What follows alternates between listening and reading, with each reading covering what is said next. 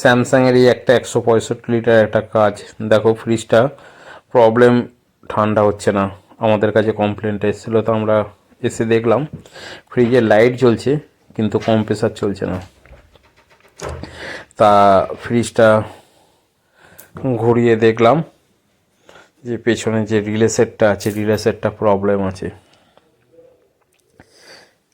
5 star রেটিংয়ের fridge. এই যে ফ্রিজের নিচে যে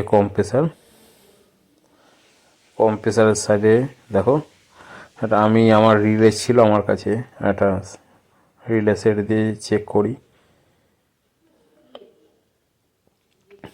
আমার রিলে অলরেডি লাগিয়েও দিয়েছিলাম, ওনার রিলেটা খুলে। আর এই যে ওনার রিলে সেটটা, এই ডান দিকে কালো স্পট পড়ে গেছিলো। এখন মেশিনটা আমার রিলে সেটটা লাগানোর পর মেশিন দিব্যি চলছে। আবার আগে পুনরায় ঠান্ডা আরম্ভ হয়ে গেছে। এরকম প্রবলেম পেলে এরকমভাবে করো।